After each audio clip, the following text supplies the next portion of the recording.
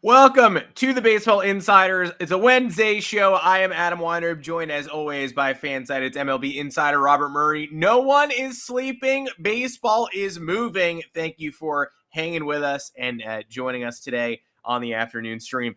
Tommy Kahnle has become the latest bullpen domino to fall. We are going to talk about the bullpen market anyway. Now we have a flashpoint to focus on. Terms broken by the one and only Robert Murray before today's show. We'll touch on the latest on Alex Bregman. We will give you an update if we have one on the Padres trade pursuits, as well as open the notebook and take your questions. But before we get into all of that, Robert Murray, thank you for joining me on this Wednesday afternoon. Not to be here. It took a lot to get here. Technical difficulties trying to get into the show, and as I was trying to navigate that, I found out that Tommy Kahnle terms, and that is a deal with the Detroit Tigers a physical, so that is a good thing. But yeah, I've gotten probably combined, I'd say 7 hours. So it's been the free agent grind right now. So I'm pretty tired, but we're living through it. We're having a blast doing it. Good to be here with you, Adam, with my tardiness. Good to be here with you, of course. Happy to do it anytime. But for everyone in the comments saying I was sleeping, you guys just got owned in your face. Yeah, I got no sleep last night either, to be honest. I wish I was sleeping. Mr. Biscuit had an interesting night, as he's wont to do sometimes, but he is awake now, as is Scott Harris and the Detroit Tigers. Before we get going, want to thank everyone for joining us and say if you like the show and you're here Monday, Wednesday, Friday, we'll be back at 3:30 Eastern. Join us in the Discord as well. Hit that join button below the video if you're subscribed, which I hope you are. Join in either the Rumor Mill tier or the All-Star tier. Got private Q&As in the All-Star channel with Robert and gets you priority in this chat. Also want you to subscribe to the Moonshot. That's our weekly baseball email newsletter. Seeing those numbers go up, love to see that. The Fansided MLB team, including Robert Murray and me, now I do it as well. We'll break down all the biggest stories in the big leagues with humor, insight, and behind-the-scenes info. I also want to let everyone know that there is now a Baseball Insiders feed on Fansided.com. Fansided.com/baseball-insiders. That is where you get the latest rumors and notes from Robert Murray. Robert's columns live there. Humor and insight from yours truly. I write there as well, and the best of baseball and pop culture from the Fansided MLB staff writer. So check it out. We're just launching it now. It's a fun place to be. And speaking of a launching now, let's get right into the news that you launched right before this show as a way to talk about the bullpen as a jumping off point. Tommy Kahnle goes to Detroit. John Heyman said the sides were close. It is under $8 million, $7.75 million for the 1 year. Joins a stacked Tigers bullpen with the pressure off, where he's going to be asked to be sort of the experienced veteran in a group full of talented youths. That's a good pen. They showed us last year. They also are, it's a flexible pen.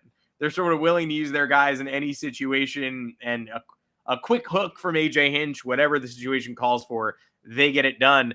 So tell me what you know about Kahnle and that situation, and then what other movement might come next in the bullpen market, because we're starting to hear some names.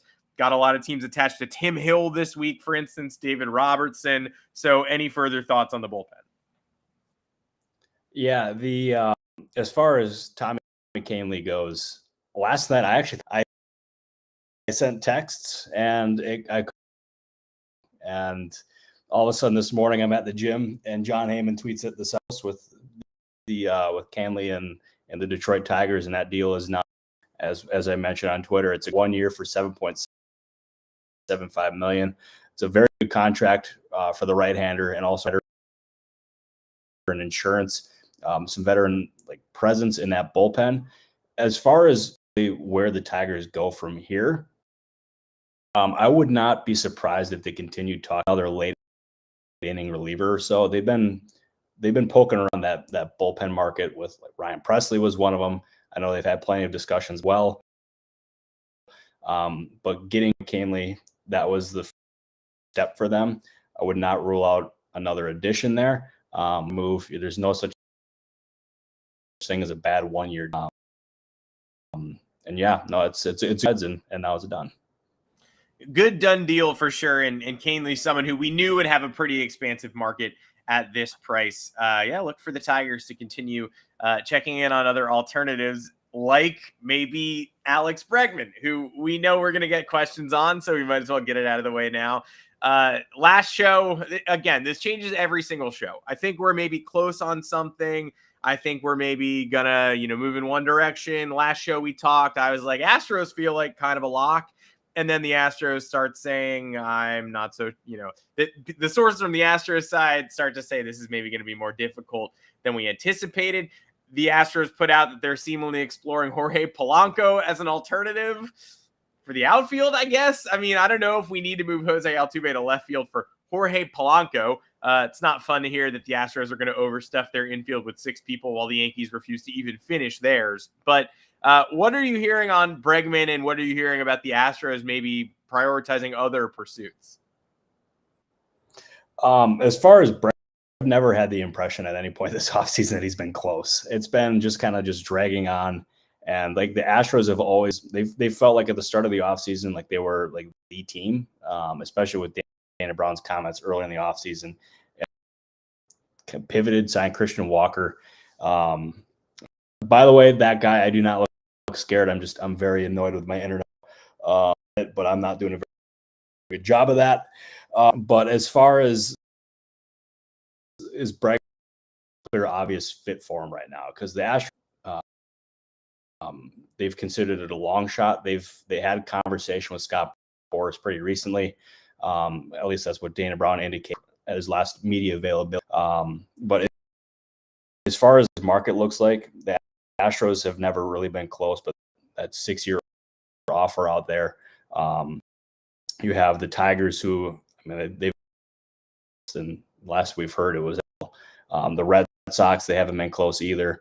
Yeah, it's a lot of uncertainty here as far as Bregman goes, but I don't think we're any close. Well, that's what everybody wanted to hear. No, I appreciate, obviously, Bregman is going to be the long-running topic on this show. Bregman and Alonso, if we get a resolution on one of those over the next couple of weeks, it'll feel good, because right now, again, does not feel like we're certainly not at the 10-yard line. We talked about that on Monday's show, where we'd love to get past the 10-yard line, but just cannot. Another one from earlier in the week that we touched on that I know we've got Padres fans who are curious.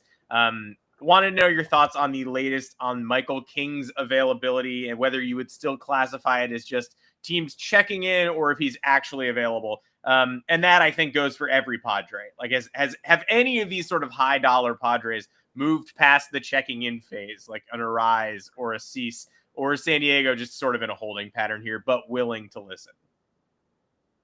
As far as the Padres go here, this is what we're looking at. Is AJ Preller will always listen on guys on his roster, but especially guys that only have 1 year remaining on their contract. That's the case with Dylan Cease. It's the case with Michael King.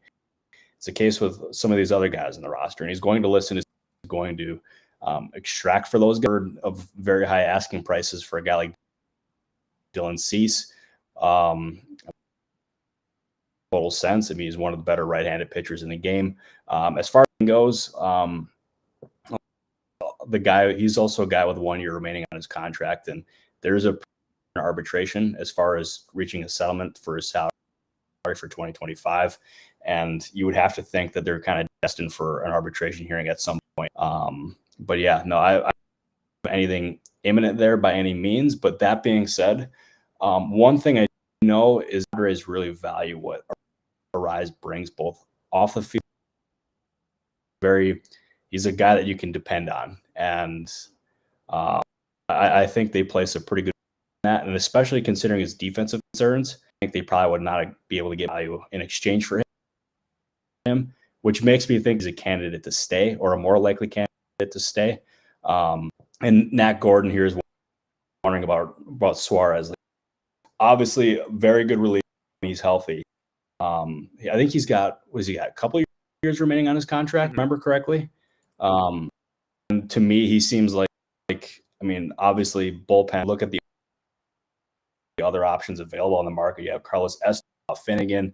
I mean, you have an abundance of different options available. To me, could hurt their chances of moving a guy like Suarez and getting a decent return back.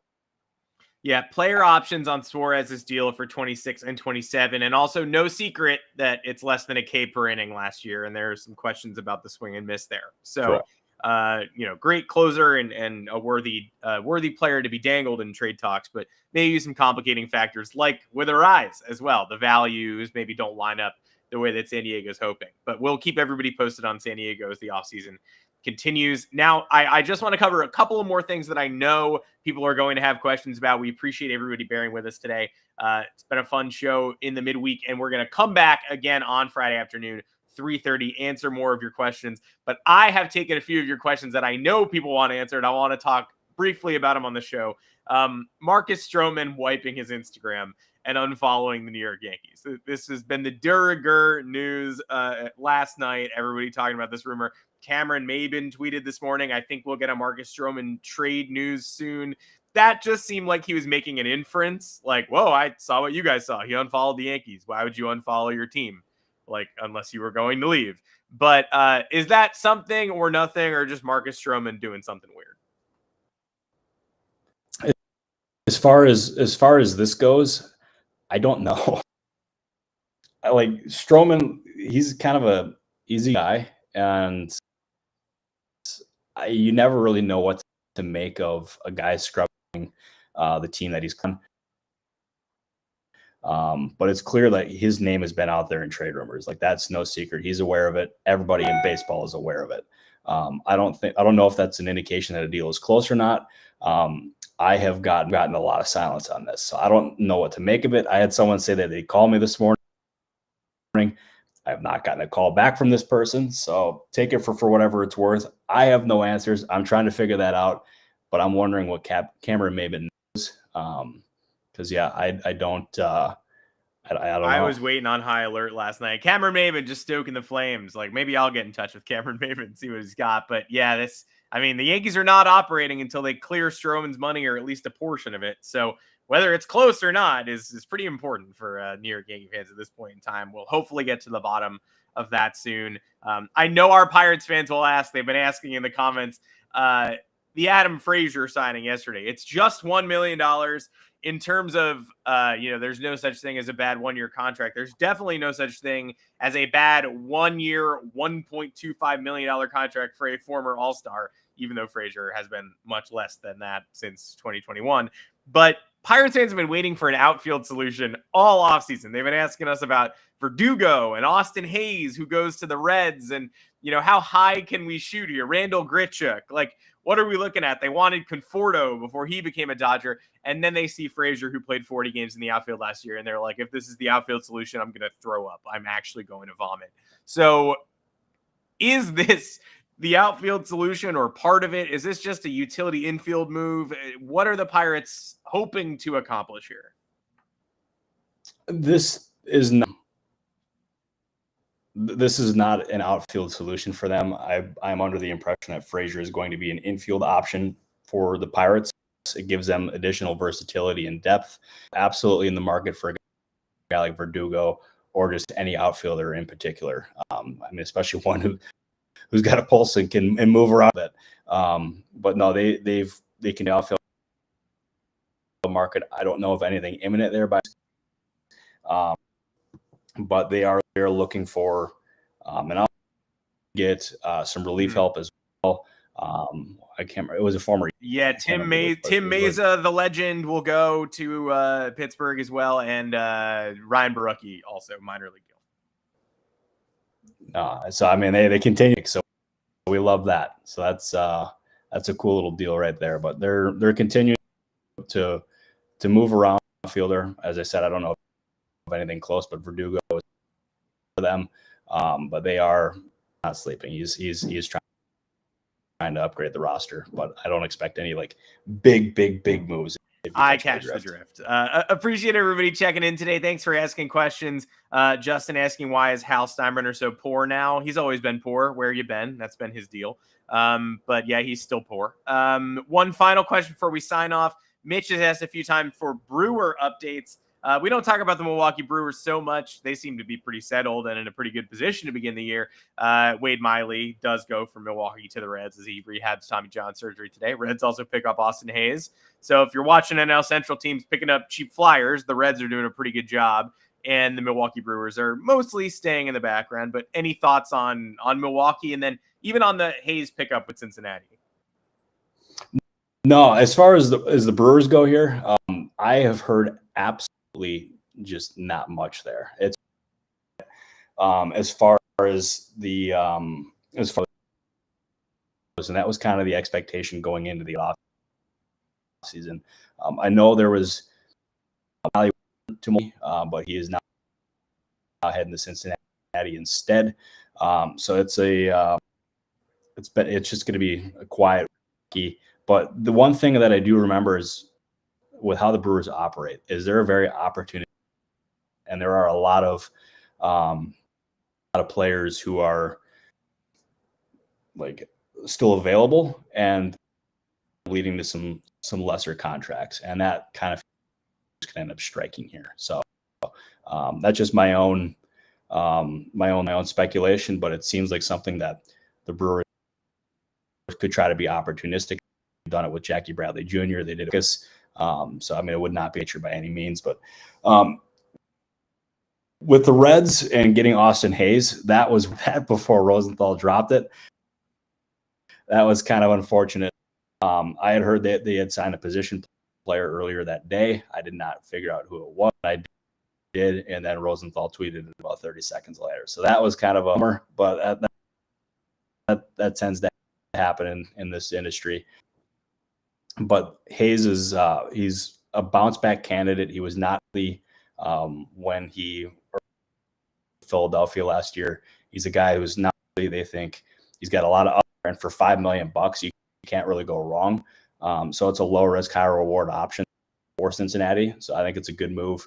But yeah, I'm just waiting for my phone, trying to get some more stuff, because I'm hoping this little sleep pays off, because I'm tired. Friday's show will be the show. We're going to have dope between today and Friday. We can almost guarantee it. We appreciate everybody joining us today for the midweek one. Thanks for hitting us up with your questions, and hopefully we covered all of our bases here. Giants fans in the comments want hope. Willie Adames, that's hope. Good hope. But here to the rest of the season, I don't know. Again, join us in the Discord if you are not there. All-Star tier, Rumor Mill tier, would love to have you. Subscribe to the YouTube channel. Subscribe to the podcast on audio platforms. We're seeing some nice growth there as well. So if you'd rather listen to the show than watch it, that is an opportunity. The fansided.com/baseball insiders is the hub where Robert's writing and my writing and the Fansided MLB team's writing will live. So please join us there as well. It's live. We'd love to see you. One final question. We just got a super chat right at the end, at the buzzer, from Jonathan asking about Artie selling the Angels. I know it feels we've covered this on previous episodes, but talking about giving Angels fans hope, I don't really think that we can look for this around the corner.